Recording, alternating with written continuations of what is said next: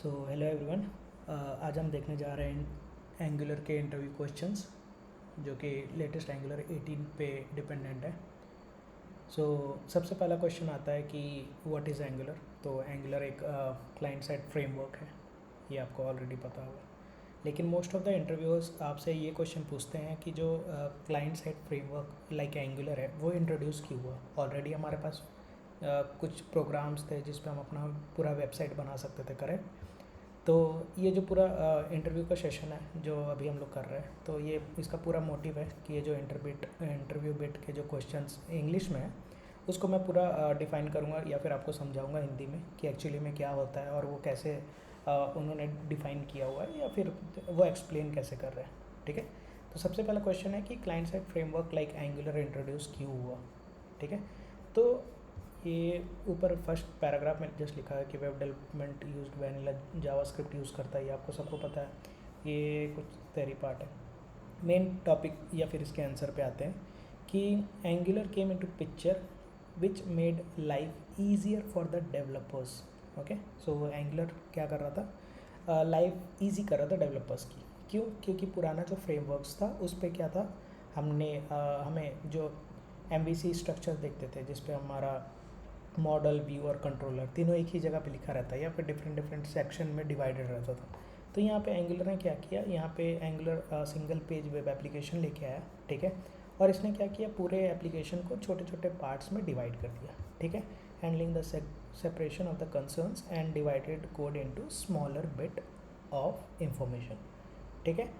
In the case of angular called components. तो इसने क्या किया, एंगुलर को छोटे छोटे कंपोनेंट्स में या फिर छोटे छोटे पेजेस में डिफाइन कर दिया। अब कंपोनेंट्स क्या होते हैं, कंपोनेंट्स बिल्डिंग ब्लॉक होते हैं एंगुलर के। बिल्डिंग ब्लॉक हम उसको क्यों बोलते हैं, क्योंकि ये एक इम्पॉर्टेंट पार्ट है एंगुलर का। बिना कंपोनेंट्स के एंगुलर विदाउट लाइक कि आप उसको इमेजिन नहीं कर सकते हो। ठीक है। तो कंपोनेंट्स क्या होते हैं, कंपोनेंट बेसिकली जो आप HTML पेज बनाते हो, CSS लिखते हो, उसका लॉजिक लिखते हो टाइप्सक्रिप्ट TS फाइल में, तो इन तीनों को कंप्राइज करके एक कंपोनेंट बनता है। ठीक है। तो वो हम आगे देखेंगे कि आगे क्या होता है। बाकी ये एंगुलर क्या लेके आया था, सिंगल पेज वेब एप्लीकेशन का कॉन्सेप्ट लेके आया था। अब सिंगल पेज वेब एप्लीकेशन का कॉन्सेप्ट क्या होता है, ठीक है, इसको देखते हैं। जब पहले के टाइम पे क्या होता था कि जब हम एक HTML पे पेज बनाते थे, जैसे सपोज़ कि हमने 3 पेजेस बनाए HTML पे, एक होम पेज, एक लॉगिन और एक साइन अप पेज। ठीक है। अब ये हमने जब सर्वर पे डालना था तो हम क्या करते थे, ये तीनों पेज सर्वर पे जाके रख देते थे। अब कोई भी एक यूज़र जो कि क्या करता है, उसको एक होम का पेज चाहिए, लाइक उसने क्या किया www.abc.com या interviewbit.com, ये उसने एंटर करा तो वहाँ से क्या आया, एक होम का पेज पूरा का पूरा आया। ठीक है। अब जब उसने दूसरे टैब साइन अप या लॉगिन पे क्लिक किया तो वो क्या किया, अगेन वो सर्वर पे गया, अगेन सर्वर से वो क्या किया, लॉगिन का पेज लेके वापस आया। ठीक है। जो रिक्वेस्ट और रिस्पॉन्स हम जानते हैं। अगर उसको थर्ड पेज चाहिए, साइन अप चाहिए, तो क्या करेगा, वो पूरा का पूरा पेज लेके आएगा और रिक्वेस्ट भेजेगा और वहाँ से वापस लेके रिस्पॉन्स देगा। तो अब होता क्या है बार बार हम एक पूरा पेज रेंडर कर रहे हैं। ठीक है। लेकिन सिंगल पेज वेब एप्लीकेशन में क्या होता है, सिंगल पेज वेब एप्लीकेशन कहता है कि आपको जितना पार्ट, लाइक आपको हेडर्स और फुटर्स की ज़रूरत नहीं है, आपको जितना कंपोनेंट या फिर जितना आपको कंटेंट चाहिए, बस आप उतना ही कंटेंट रिक्वेस्ट करो, अदर देन पूरा पेज रीलोड नहीं होगा। ठीक है। ये कॉन्सेप्ट आया था सिंगल पेज एप्लीकेशन का। ठीक है। अब नेक्स्ट क्वेश्चन है कि how does N angular application work. ये सबसे एक इम्पॉर्टेंट क्वेश्चन बन जाता है, इवन लाइक कि वो इंटरव्यू में पूछा जाए या ना पूछा जाए, बट बेसिक अगर आप एंगुलर यूज़ कर रहे हो तो उसके लिए क्या है कि एक बेसिक क्वेश्चन बन जाता है। ठीक है। अब एंगुलर एप्लीकेशन कैसे वर्क करता है, वर्क करने का मतलब जब हम ng सर्व लिखते हैं, ng सर्व लिखेंगे तो क्या करता है, पूरा पेज बिल्ड होता है और हमारा पेज लोकल होस्ट पे रन करता है, करेक्ट ना। अब ये होता कैसे, जब हम ng सर्व कर दिए तो डायरेक्टली वो पेज कैसे खुल गया, हमारा जो app component dot HTML page रहता है, आप लोकल होस्ट 4200 पे देखते हो सर्वर पे कि पूरा का पेज रेंडर हो गया। ठीक है, बाय डिफ़ॉल्ट ना। अब वो होता कैसे, सबसे पहले एंगुलर जाता है पूरे प्रोजेक्ट में फाइल ढूंढता है जिसका नाम है angular.json फाइल। ठीक है।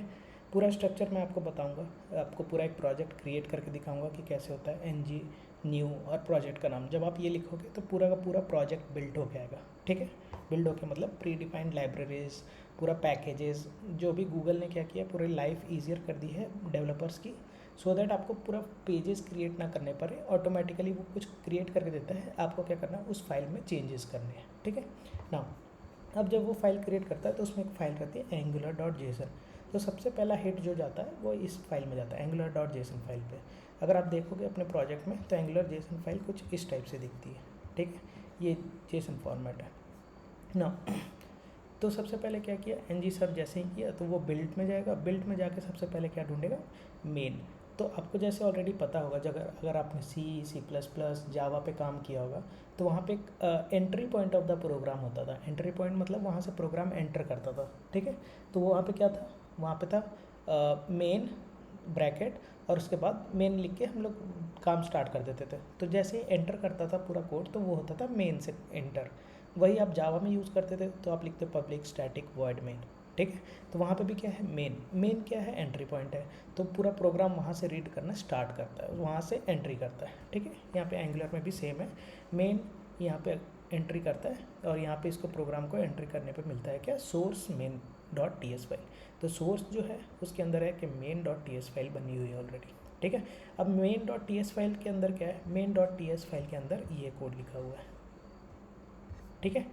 अब ये कोड लिखा हुआ है, मैं आपको दिखाऊंगा पूरा प्रोजेक्ट कैसे काम कर रहा है, ठीक है। अब main.ts फाइल के अंदर गया जो कि सोर्स के अंदर था, कहाँ पे, हाँ, जो कि एक सोर्स src के अंदर था और उस फोल्डर का नाम था main.ts। उसमें के अंदर कोड था ये इंपोर्ट, उन्होंने कुछ इंपोर्ट किया और यहाँ पे platform browser dynamic bootstrap module dot है। अब बूटस्ट्रैप क्या होता है, बूटस्ट्रैप मतलब होता है कि वहाँ से कोड रीड कर रहा है आपका, मीन्स वो कोड रीड होना है, ठीक है। अब सबसे पहले किस में था, एंगुलर जेसन के अंदर आया, जेसन से उसने क्या ढूंढा main.ts में जाके उसको पता लगा कि आपको बूटस्ट्रैप करना है एक मॉड्यूल जिसका नाम है ऐप मॉड्यूल, ठीक है। अब वो पूरे प्रोजेक्ट में क्या ढूंढेगा, अब ढूंढेगा ऐप मॉड्यूल। तो ऐप मॉड्यूल उसको कहाँ मिलेगा, वहाँ पे मिलेगा app.module.ts फाइल, ये फाइल मिलेगी उसको, ठीक है। अब इसके अंदर जैसे ही आया ऐप मॉड्यूल फाइल के अंदर, अब ऐप मॉड्यूल फाइल के अंदर उसको पता चला तो ये क्या है, ये हमारी ऐप मॉड्यूल फाइल है, ये जो है ये ऐप मॉड्यूल फाइल के अंदर का कोड है ना। अब ऐप मॉड्यूल फाइल के अंदर अगेन क्या मिलेगा उसको, अब उसको ये पार्ट मिलेगा, ठीक है, बूटस्ट्रैप। आपको क्या करना है, bootstrap means next process step पे जाना है जिसका नाम है ऐप कंपोनेंट, ठीक है। तो अब वो क्या करेगा, सर्च करेगा किसको, app component dot TS file को, ठीक है, उसने ये सर्च किया। अब app component dot TS file के अंदर गया, अब उसके अंदर जाके उसको क्या मिला, ये कोड मिला, ठीक है, ये वाला कोड मिला। अब इस वाले कोड में यहाँ पे उसने क्या लिखा है, सिलेक्टर लिखा है, ठीक है। एक सिलेक्टर मतलब इस कंपोनेंट को सिलेक्ट करना है तो आप इसको यूज़ करेंगे ऐप राउट को, तभी ये कंपोनेंट आप यूज़ कर पाओगे, ठीक है। उसके नीचे लिखा है इसने टेम्पलेट, उसके अंदर लिखा है स्टाइल यूआरएल्स, ठीक है। अब टेम्पलेट क्या है, टेम्पलेट जो आप HTML का फाइल लिखते हो, जो भी आप HTML का कोड लिखोगे आप इसके अंदर लिखोगे।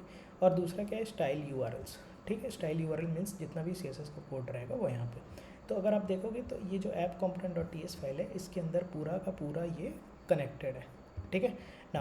अब जैसे ही इसके अंदर जाएगा तो अब दूसरा स्टेप, ये तो ठीक है, यहाँ पे इसने सिलेक्टर लिखा, ये लिखा, वो लिखा, तो समझ में आ गया।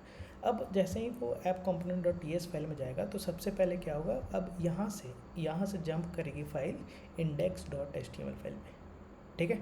इंडेक्स डॉट एचटीएमएल फाइल में क्यों, क्योंकि वहीं पे हमारा ये सिलेक्टर डिफाइन करते हैं, ठीक है। तो अगर आप ये देखोगे ये हमारा क्या है, इंडेक्स डॉट एचटीएमएल फाइल।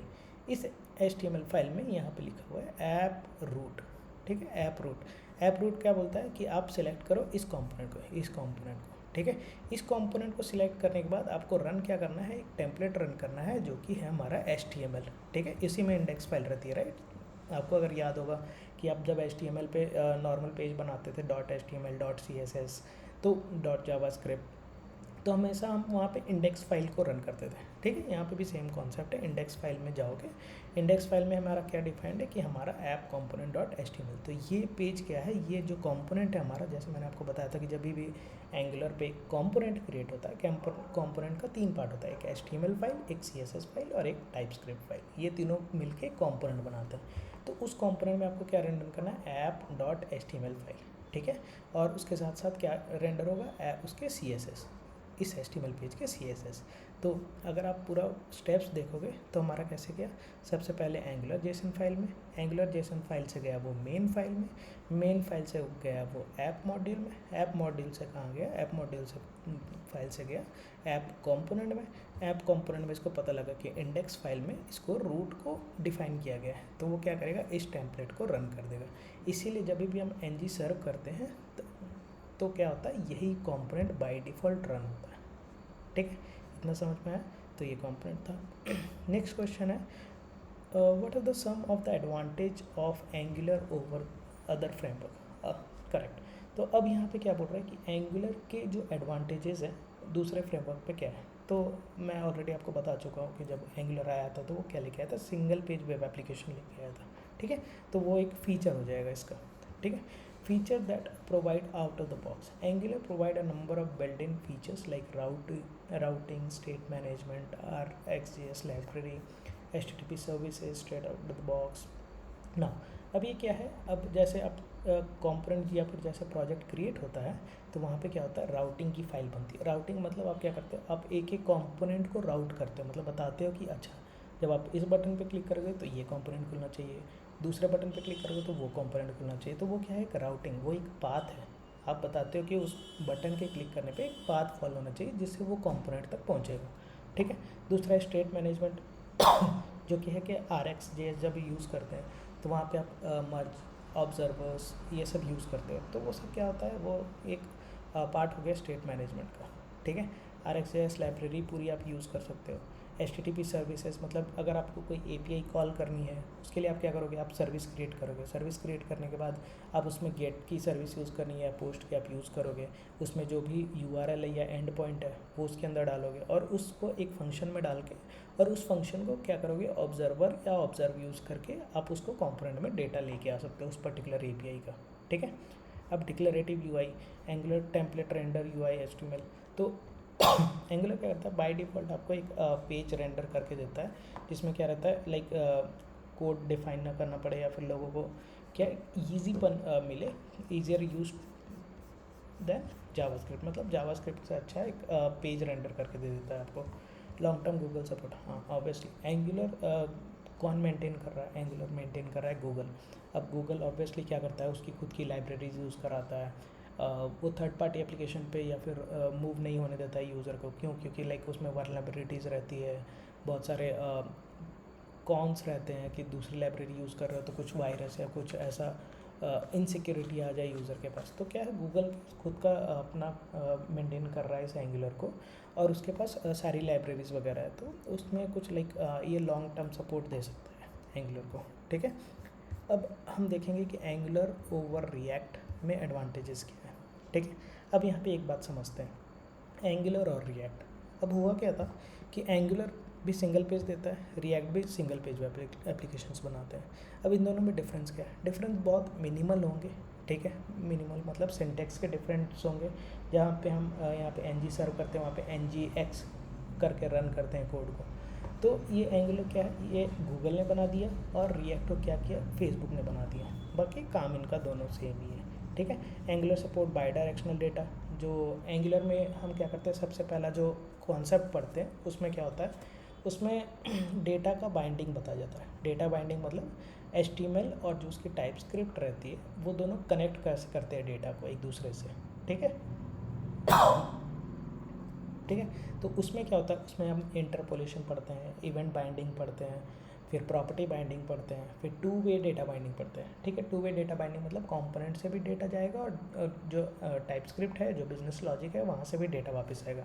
तो एक ही स्टेटमेंट में हम दोनों काम कर लेते हैं। ठीक है, यहाँ से डेटा वहाँ गया, वहाँ से यहाँ पे वापस आ गया। ठीक है, रिएक्ट ओनली सपोर्ट यूनिडायरेक्शनल, मतलब ये एक ही टाइप से डेटा, लाइक या तो डेटा यहाँ से वहाँ जाके स्टोर होगा या स्टोर्ड डेटा वहाँ से UI पे रिफ्लेक्ट करेगा।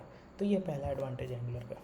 ठीक है, the biggest benefit of angular is enable dependency injection. Okay, तो ये क्या करता है, डिपेंडेंसी इंजेक्ट करता है। इंजेक्ट मतलब डिपेंडेंसी इंजेक्शन मतलब क्या होता है कि मान लो जब आप एक सर्विस यूज़ करते हो, ठीक है, आपने क्या किया, एक सर्विस बनाई, अब उस सर्विस को आपको 10 कंपोनेंट में यूज़ करना है। ठीक है, तो आप क्या करोगे, 10 जगह उसको डिफाइन करोगे क्या, या फिर उसको 10 जगह कॉल करोगे क्या, नहीं, आप एक ही API का एक मेथड बनाओगे, उस मेथड को हर जगह आप कॉल करोगे जिस जिस कंपोनेंट पे, तो वहाँ पे वो इंजेक्ट होते जाएगा, ठीक है।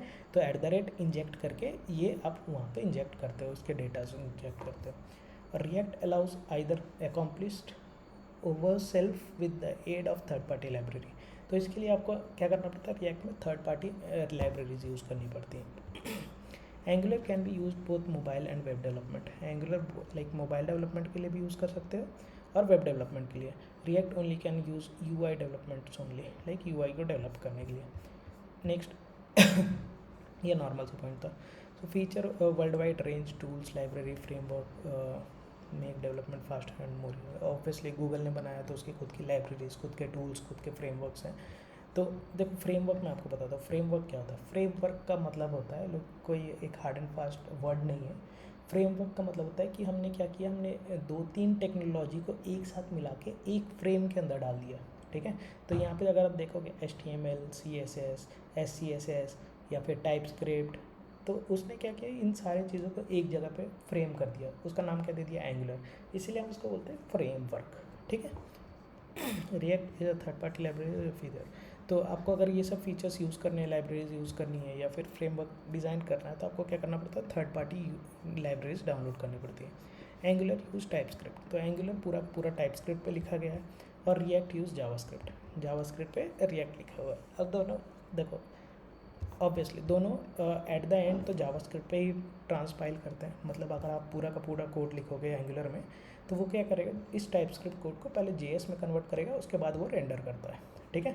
तो टाइपस्क्रिप्ट क्या है, एक एडवांस्ड वर्जन ऑफ जावास्क्रिप्ट। मतलब एक यहाँ पे क्या होता है, हम लाइक सिंगल कपल्ड यूज़ करते हैं, यहाँ पे टाइटली कपल्ड यूज़ करते हैं, यहाँ पे लूजली, यहाँ पे टाइटली कपल्ड है। जैसे आप एक वेरिएबल डिफाइन किए a = 10, उस a = 10 को जावास्क्रिप्ट में आप क्या कर सकते हो, बाद में जाके a = अमनदीप भी लिख सकते हो, मीन्स उसका टाइप चेंज कर सकते हो। लेकिन टाइपस्क्रिप्ट में क्या करना पड़ता है कि अगर आपने एक बार टाइप डिफाइन कर दिया, a = 10 दे दिया, तो आप पूरे इंटायर पूरे प्रोग्राम में, जब तक आप प्रोग्राम रन कर रहे हो या फिर पूरा प्रोग्राम में कोडिंग कर रहे हो, आप इस a = कुछ नंबर ही ले सकते हैं, आप उसका टाइप नहीं चेंज कर सकते, ठीक है। तो ये एडवांटेज है टाइपस्क्रिप्ट का, जो कि टाइटली बाउंड कर देता है उस चीज़ को। List out difference between angular JS and angular. अब इन दोनों में डिफरेंस क्या है, देखो अगर आप इंटरव्यू के लिए जाते हो या फिर कहीं पर रिज्यूमे देते हो, तो वो क्या पूछता है कि एंगुलर JS आना चाहिए, ठीक है। लेकिन अगर आप देखोगे वर्जन्स का, एंगुलर 2, फिर 4, फिर 5, 6, 7, अभी जो 17, 18 और 19 चल रहा है, तो उसमें क्या है, ये एंगुलर के वर्जन्स है, ठीक है, और ये एंगुलर JS है। अब इन दोनों में डिफरेंस क्या है, एंगुलर JS क्या था, जो सबसे पहला वर्जन आया था एंगुलर JS, उसको हम बोलते थे, ठीक है।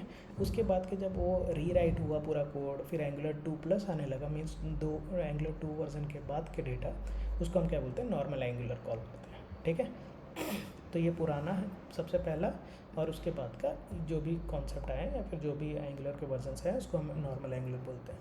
तो ये कुछ डिफरेंस है कि एंगुलर जो JS था वो क्या करता था, MVC मॉडल फॉलो करता था, मॉडल व्यू कंट्रोलर आर्किटेक्ट, जिसमें बिजनेस लॉजिक वगैरह लिखते थे। और ये इसमें क्या हुआ, replaced controller with the components. अब यहाँ पे क्या हुआ, कंपोनेंट्स में डिफाइन हो गए वो जो कंट्रोलर्स हम लिखते थे, ठीक है। Nothing but directive with the pre defined templates. जो कॉन्सेप्ट पहले थे वही कॉन्सेप्ट अभी है, लेकिन अब क्या ये लाइक एक रीनेम हो गया या फिर पूरा कॉन्सेप्ट रीराइट किया था इन्होंने, ठीक है।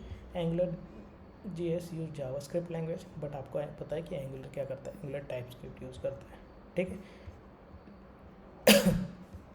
Angular does not provide mobile support, जो JS था वो सपोर्ट नहीं करता था, यहाँ पे आपको मोबाइल सपोर्ट भी प्रोवाइड होता है, ठीक है। स्ट्रक्चर, लार्ज एप्लीकेशन बनाना था जब आपको, तो वो पूरा tedious वर्क था, और यहाँ पे एंगुलर ने क्या किया, फिर उसको रीराइट करके बहुत छोटे छोटे पार्ट्स में डिवाइड कर दिया, पूरे बड़े एप्लीकेशन को भी, ठीक है। और क्या है, while developing the Angular JS application, developer need to remember the correct NG directive, binding, event properties. तो यहाँ पे क्या सबको डिफाइन करना पड़ता था कि NG डायरेक्टिव यूज़ कर रहे हैं, फिर बाइंडिंग यूज़ कर रहे हैं, इवेंट बाइंडिंग यूज़ कर रहे हैं। लेकिन आपने एंगुलर जब आप यूज़ करोगे तो उसने क्या किया, पूरे ये जो ब्रैकेट्स और ऐसे लिख दिया, ठीक है। अब ये क्या है, ये अगर आप जब प्रॉपर्टी यूज़ करते हो तो आप प्रॉपर्टी बाइंडिंग लिख देते हो, तो पूरा लिखना ना पड़ता आपको, बस ये किसी भी नाम के आगे ये लगा दोगे तो वो प्रॉपर्टी में कन्वर्ट हो जाएगा, ठीक है। सारे नहीं, लाइक कुछ प्रॉपर्टीज़, जैसे आप क्लिक को एक प्रॉपर्टी बनाते हो, इमेज का सोर्स को प्रॉपर्टी बनाते हो, ठीक है। और ये क्या है, ये इवेंट बाइंडिंग है। जब आप इवेंट बाइंड करते थे पहले तो वहाँ पे लिखना पड़ता था एनजी डायरेक्टिव, फिर बाइंड करना पड़ता था उसको। यहाँ पे सिर्फ आप ऐसे लिखोगे तो वो क्या हो जाएगा, वो इवेंट बाइंडिंग हो जाएगा। तो जैसे आप एग्जांपल क्लिक लिखते हो, क्लिक क्या है, एक इवेंट है, तो इसके आगे पीछे ये लगा दोगे तो वो इवेंट बाइंड हो जाएगा, ठीक है। ये हो गया 5 क्वेश्चन। तो आज के लिए 5 क्वेश्चन तक रहने देते हैं, बाकी नेक्स्ट लेक्चर में हम देखेंगे कि आगे के और इंटरव्यू क्वेश्चंस क्या हैं। तो हम क्या करेंगे, हम जैसे हमने स्टार्ट करा है फ्रेशर के हिसाब से, ठीक है। तो सबसे first 5 question for the fresher अगर हमने देखे हैं तो ये हम नॉर्मल कोई भी अगर फ्रेशर देखे तो अब वो समझ जाएगा कि ये क्वेश्चंस में क्या पूछते हैं और कैसे क्या कॉन्सेप्ट है एंगुलर के। अब नेक्स्ट जो हम देखेंगे आस्ते आस्ते क्या करेंगे, हम धीरे धीरे इस फ्रेशर से लेके एक एक्सपीरियंस लेवल पे क्या पूछा जाता है वो क्वेश्चंस भी देखेंगे, ठीक है। तब तक thank you and have a great day.